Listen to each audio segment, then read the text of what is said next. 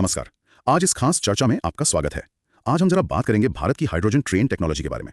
काफी कुछ हो रहा है इस फील्ड में, खासकर जो हाल में एक सफल टेस्ट हुआ है और आगे क्या योजनाएं हैं उस पर। जी हमारे पास इसके लिए रेल मंत्री अश्विनी वैष्णव के कुछ ताजा बयान हैं और रिपोर्ट्स भी हैं। हाँ। तो आज हम समझने की कोशिश करेंगे कि ये जो चेन्नई में टेस्ट हुआ, इसका असल मतलब क्या है, सरकार क्या सोच रही है बड़े लेवल पर, और हाँ, खर्चा कितना आएगा इसमें, भारत में ग्रीन ट्रांसपोर्ट के लिए इसके मायने क्या हैं। चलिए शुरू करते हैं चेन्नई वाले टेस्ट से।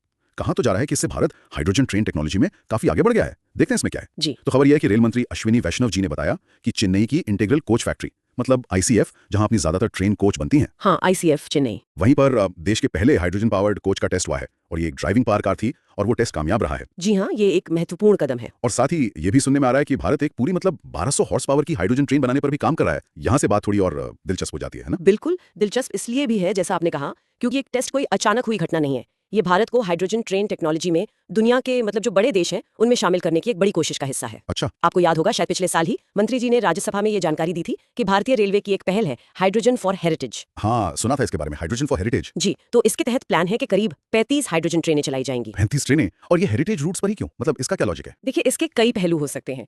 एक तो शायद ये रूट आप कह सकते हैं प्रतीक के तौर पर चुने गए हों। दूसरा हो सकता है इन पर इंफ्रास्ट्रक्चर बनाना और मैनेज करना मेन लाइनों के मुकाबले थोड़ा आसान हो। अच्छा।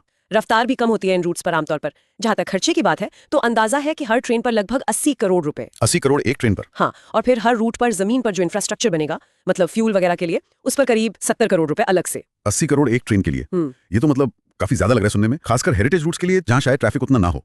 क्या ये पैसा मेन लाइनों पर लगाना ज्यादा सही नहीं होता? देखिए, सवाल तो बिल्कुल वाजिब है और शुरुआती लागत वाकई बहुत ज्यादा है, पर शायद यहाँ सोच थोड़ी लंबी है। देश में ही तकनीक विकसित करना है, हो सकता है आगे चलकर बाहर से मंगाने पर निर्भरता कम हो।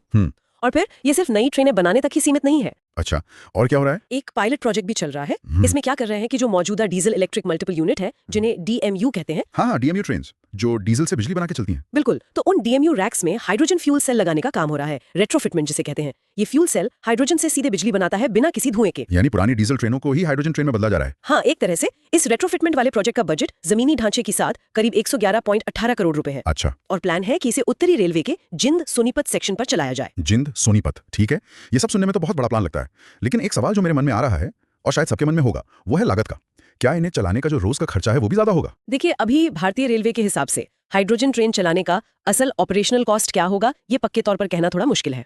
ये जरूर है कि शुरुआत में तो ये ज्यादा ही होगा, इसमें शक नहीं, लेकिन उम्मीद यही की जा रही है कि जैसे जैसे ट्रेनों की संख्या बढ़ेगी ये लागत धीरे धीरे कम होती जाएगी। इकोनॉमीज ऑफ स्केल जिसे कहते हैं। हाँ, वो तो होता ही है। लेकिन अगर हम इसे थोड़ा बड़े नजरिए से देखें तो खर्चे से ज्यादा जरूरी शायद इसका पर्यावरण पर पड़ने वाला असर है। हाँ, वो तो है। हाइड्रोजन, जैसा हम जानते हैं, एक साफ ईंधन है। इसे जलाने पर सिर्फ पानी बनता है, कोई कार्बन उत्सर्जन नहीं होता। तो ये भारत के जो ग्रीन एनर्जी के लक्ष्य हैं, नेट जीरो के लक्ष्य हैं, हाँ, नेट जीरो टारगेट्स, उनके लिए बहुत अहम है।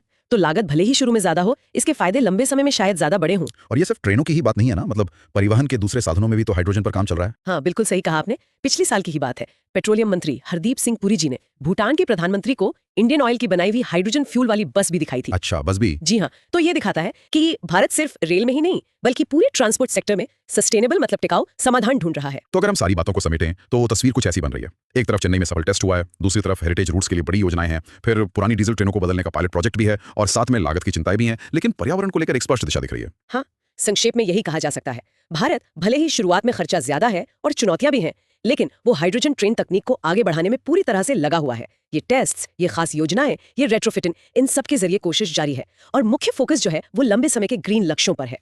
लेकिन हाँ, ये एक जरूरी सवाल जरूर खड़ा करता है।